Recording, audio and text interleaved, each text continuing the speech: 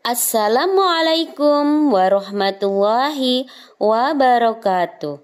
Perkenalkan, nama saya Ririn Soraida. Saya calon guru penggerak angkatan 7 dari TK Islam Rahmatullah Kabupaten Banyuwangi. Pada kesempatan ini, saya akan menyampaikan tentang kesimpulan dan refleksi terhadap pemikiran filosofis pendidikan Ki Hajar Dewantara. Anda tentunya telah mengetahui Bapak Pendidikan Indonesia, yaitu Bapak Ki Hajar Dewantara. Dalam pemikirannya dalam semboyan, Ingarso sung tulodo, ing matio mangun karso, tutwuri handayani.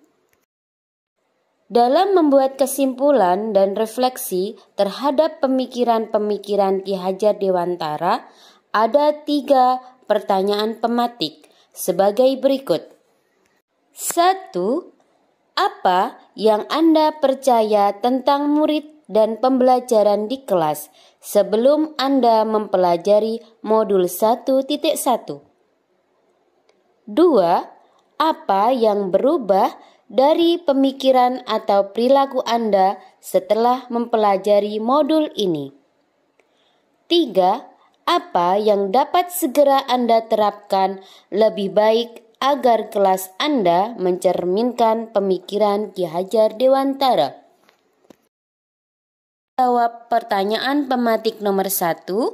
Apa yang Anda percaya tentang murid dan pembelajaran di kelas sebelum Anda mempelajari modul 1.1? Sebelum saya mempelajari modul 1.1 mengenai refleksi filosofis pendidikan nasional, Ki Hajar Dewantara sebagai guru meyakini bahwa pengajaran sama dengan pendidikan. Guru adalah subjek utama dalam kegiatan pembelajaran di sekolah.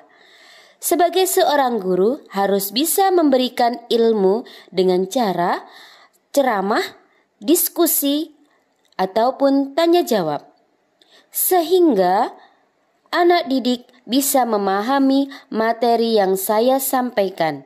Misalnya, anak-anak saya beri lembar kegiatan yang sama dengan tujuan lebih efisien dalam memberikan pembelajaran di sekolah.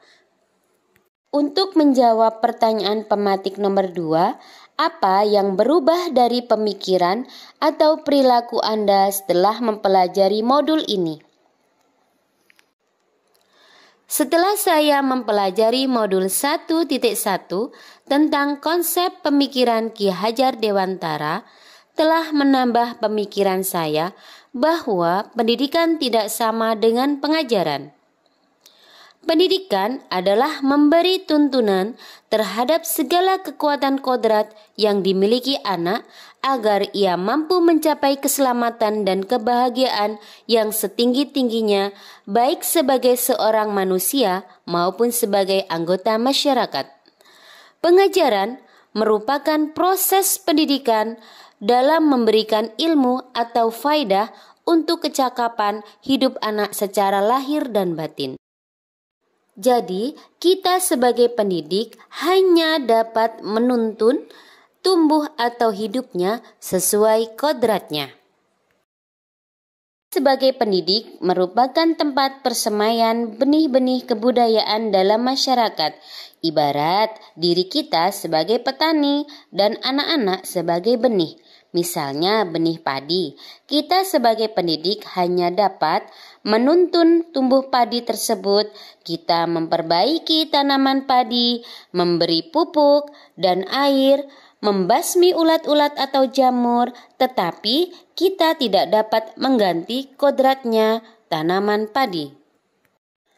Tujuan pendidikan adalah menuntun segala kodrat yang ada pada anak agar mereka mencapai keselamatan dan kebahagiaan yang setinggi-tingginya baik secara manusia maupun sebagai anggota masyarakat. Jadi, sebagai pendidik, kita hanya dapat menuntun tumbuh atau hidupnya sesuai kodrat yang ada pada anak. Dalam proses menuntun, anak diberi kebebasan, kita sebagai pamong dalam memberikan tuntunan dan arahan agar anak tidak kehilangan arah yang dapat membahayakan dirinya dan anak dapat menemukan kemerdekaan belajar. Menurut Ki Hajar Dewantara, pendidikan pertama didapat anak dari keluarga. Beliau menjelaskan tempat yang utama dalam melatih pendidikan sosial dan karakter baik bagi seorang anak adalah keluarga. Keluarga merupakan tempat persemaian pendidikan yang sempurna bagi anak melatih kecerdasan budi pekerti.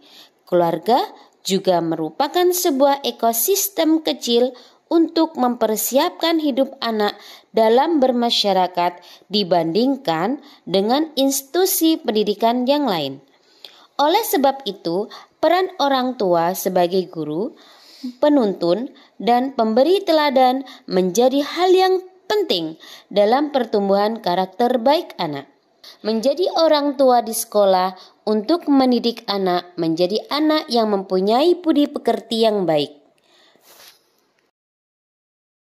Pendidik berharap anak-anak kita bisa menjadi tumbuh memiliki adab dan budi pekerti. Dalam pertanyaan pematik nomor 3, apa yang dapat segera Anda terapkan lebih baik agar kelas Anda mencerminkan pemikiran Ki Hajar Dewantara?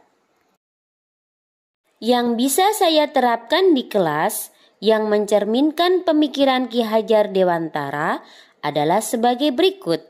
1. Saya akan meyakinkan diri saya bahwa setiap anak mempunyai bakat dan minat sendiri-sendiri. Saya akan berusaha sekuat tenaga untuk mampu mengarahkan anak didik saya sesuai bakat dan minatnya sendiri. Yang kedua, pembelajaran terhadap anak dilaksanakan dengan cara bermain, supaya anak dapat mengerjakan kegiatan dengan senang hati, tanpa ada paksaan. Anak diberi kebebasan dalam memilih kegiatan pembelajaran dalam proses pembelajaran, memberi seluas-luasnya kepada anak pembelajaran aktif yang menyenangkan. Dalam kegiatan pembelajaran, kita sebagai pendidik hanya sebagai penuntun yang menuntun, mengarahkan agar mampu mencapai tujuan pembelajaran yang diharapkan. Yang keempat, sebagai pendidik harus mampu memberikan tauladan yang baik kepada anak didik dengan cara memberikan contoh-contoh perilaku yang baik, memberikan pesan moral kepada anak. Selain itu, diharapkan anak dapat melakukan setiap hari yang menjadi pembiasaan yang baik yang bisa diterapkan di sekolah dan dapat diimplementasikan di rumah maupun di masyarakat. Saya berharap semoga saya bisa menjadi pendidik yang baik, di depan memberi teladan yang baik, di tengah memberi semangat, dan di belakang saya bisa memberikan dorongan moral dan semangat belajar terhadap anak didik saya. Seperti dalam semboyan Ki Hajar Dewantara, ing ngarsa sun tulodo, ing matyo mangun karso, tutwuri handayani. Demikian kesimpulan dan refleksi terhadap pemikiran-pemikiran Ki Hajar Dewantara. Semoga bermanfaat. Salam guru penggerak, tergerak, bergerak, dan menggerakkan. Wassalamualaikum warahmatullahi wabarakatuh.